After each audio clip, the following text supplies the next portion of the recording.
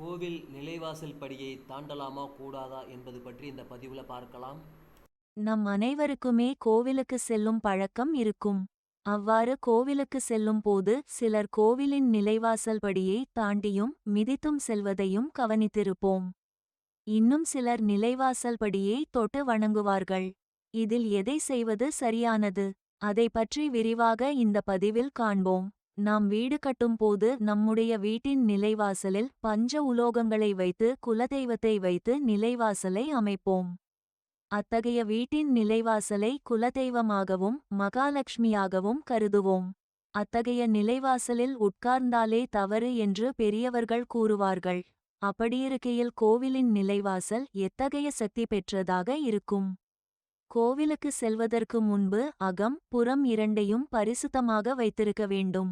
கோவிலில் அமைந்திருக்கும் குளம் போன்ற புனித நீர்நிலையில் சென்று கால்களை தூய்மையாக கழுவிய பிறகு கோவிலுக்குள் செல்ல வேண்டும். கோவிலுக்கு சென்று இறை வழிபாடு செய்வதற்கு முன்பு கோபுரத்தில் இருக்கும் கலசத்தை வழிபட வேண்டும். கோபுர தரிசனம் கோடி புண்ணியம் என்று சொல்வார்கள். இதற்கு பிறகே கோவிலின் நிலைவாசல் வழியாக உள்ளே செல்ல வேண்டும். நம் மனதில் எண்ணற்ற கவலை, துயரம், தீய எண்ணங்கள் இருக்கும். அத்தகைய மனநிலையுடன் நாம் கோவிலுக்கு செல்லும் போது நம்மில் இருக்கும் பல்வேறு விதமான கெட்ட எண்ணங்களை தடுக்கக்கூடிய ஆற்றல் இந்த கோவில் நிலைவாசல் படிக்கு உண்டு.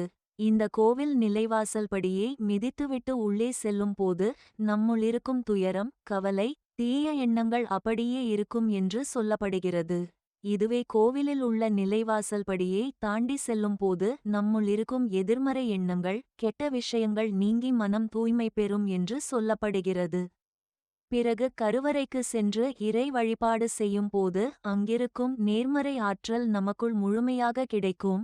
இன்னும் சிலர் நிலைவாசல் படியை தொட்டு வணங்கிவிட்டு கோவிலுக்குள் செல்லும் பழக்கத்தை கொண்டிருப்பார்கள். அவ்வாறு செய்யும் போது அது இன்னும் சிறப்பாகவும் அதிர்ஷ்டமாகவும் கருதப்படுகிறது.